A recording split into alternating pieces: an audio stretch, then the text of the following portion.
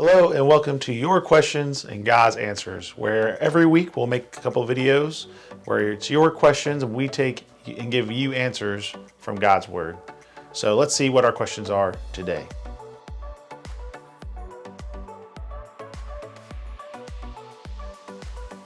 So today's question is, how do we reconcile God's commandments to remember the Sabbath and keep it holy with how we live today? So this is a fair question because so often we talk about, well, are we supposed to follow the Old Testament laws? Are we supposed to follow these laws? What does this look like for us? Is this just for the Jewish people? Peter says that we're grafted in, and what does that mean? So we're just going to kind of start from scratch. We're just going to focus on the question without getting to all these different layers. And I'll actually link a couple of videos that explain the Sabbath in a couple of different ways that talks about the different layers and all the different meanings. In the description below for you. But we're talking about keeping the Sabbath day today in our time for us as New Testament Christians. What does that mean? We have to look at it from the perspective of, okay, what did Jesus say? What did Paul say? And what was the intent when it was put into place? So when we talk about the Sabbath, people go, oh, in Exodus 14 or 20. And the real first Sabbath that we see is actually in Genesis 1, 2, and 3 with creation. When it says, and on the seventh day, God rested. And so the point of a Sabbath is to rest in God. And then we fast forward to Exodus 14, where the Sabbath is put into place. The children of Israel are out in the wilderness and they're walking around, and God provides food every day. And on the sixth day, he provided a double portion so that on on the seventh day, they wouldn't have to worry about food, picking up food. They wouldn't have to work, but they spent that time that they would go working for food, focus on God, worshiping God, and who he is. So when we talk about today and the Sabbath, a lot of people like to bring up, like, we're not supposed to walk so far. What about the people who don't, cook or work or this or that? The focus, when you look at it as a whole, because honestly, Jesus ate grain on the Sabbath. In the New Testament, he also healed on the Sabbath, and he got called out both times by the Pharisees and other religious leaders for doing that, saying that he was breaking the Sabbath. And in that, he says, I am the Lord of the Sabbath.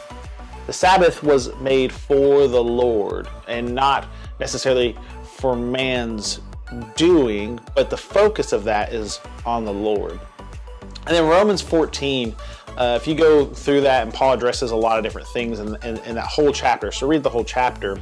But he talks about, some people have every day set aside and some people have one day set aside.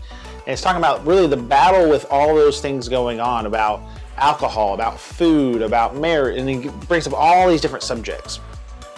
And the focus of that chapter is some people God calls in certain ways, and these things are different. And the focus, though, is in everything we do is to be holy and set apart. It's even when we talk about our forgiveness, our salvation. It's not in our righteousness, right? God doesn't honor me because I am righteous. I am righteous because I honor God. The focus, again, is not on our doing and on our event, but it's on who God is.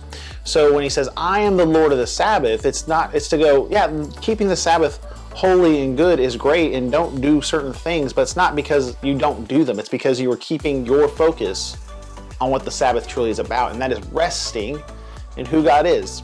And so what does that look like when we say resting in who God is? It's putting your dependency on who God is.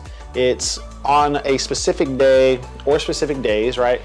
It can be either one. It is, I'm setting this time apart for it to be different, where my focus is not on whatever it may be, but it is on who God is. So that's part of the reason why the church gathers on Sunday. And for the New Testament Christian, that's why we say the Sabbath for us is on Sunday. It's the seventh day on our calendar. It's the time that we gather together, and our focus on that day is to be the Lord. And again, it's supposed to be the day, not the hour. So a lot of people go, oh, like I went to church this morning for an hour or two. My focus on the Lord is over. It's supposed to be throughout the whole day. I know a lot of people that go, that they won't grocery shop or go out to eat or watch sports, whatever that is, and that's their choice. There's not a command that says don't watch the Dallas Cowboys on Sundays, otherwise I'd be in trouble. But I have learned that I should not spend my whole day watching football on Sunday. if the Cowboys lose, I have to remind myself, my joy is not in the Dallas Cowboys. It's in who God is. It was just a game that I got to sit and rest and relax and watch. Because part of that, when we go back to the Old Testament, is that they worked so hard. Majority of people were farmers, they were laborers. They didn't sit at a desk all week like a lot of people do today. But their bodies needed that time to rest. So for us, for those of us who do have jobs where we sit all day long, our rest may be going out and getting our bodies active, pushing our bodies in a different way so that the muscles can be rejuvenated and active, so that they can strengthen themselves, where the other people who are maybe construction workers or who are farmers or who's outside in the Texas heat all day long, they need to go sit and rest and nap and get some of that energy back for the week to come. But the main focus even on that is for the strength to serve the Lord. So when we talk about practicality, I'll just give you some practicality from my life where Christina and I, how we do certain things. We try not to cook on Sunday. And part of that is because I usually have to cook for 3 or 4 days a week for groups over 10 or more. So by the time Sunday comes around, I'm not looking forward to cooking, because if you've cooked for that many people quite often, it is kind of exhausting at some point. But if people ask to come over and have dinner, sure, we'll absolutely do it. But it's probably going to be something that we can throw in a crock pot, spaghetti and garlic bread that we can just put in the oven or in a pot, something really easy and simple, so that we can do what God has actually called us to do, and rest in Him and speak about Him and rejoice in Him and bear one another's burdens in that way. So how you observe the Sabbath is something that you're going to have to pray about and work through, but it needs to be something different and set apart that's not being lazy.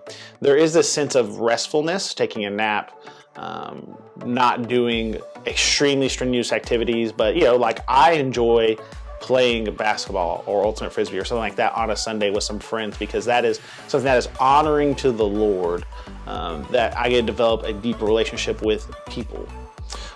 And so when we reconcile this isn't a black and white issue in the sense of how we do it, but in some way it becomes black and white with you need to do something that honors the Lord, that is different than your normal everyday life. That when we go, I do these things to honor God on this day, that is more than what I usually do to honor God on the other days.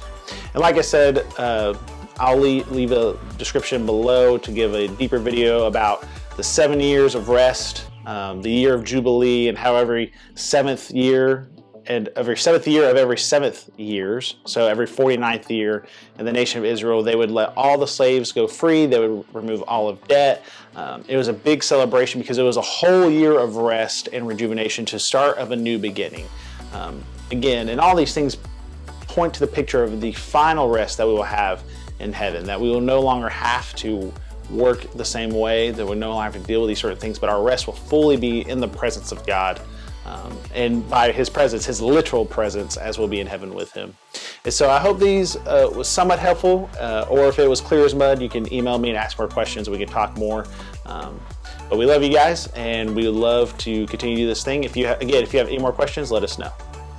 Hey, we hope this video was helpful and challenging and put some new perspective or shed some new light on for you. If you'd like to have deeper discussion or have another question, please go to www.connectchurch.com and go to the staff pages, and you can email one of the pastors there, and you can either set up a meeting time or put your question in so that we can actually address your question as well. Thank you.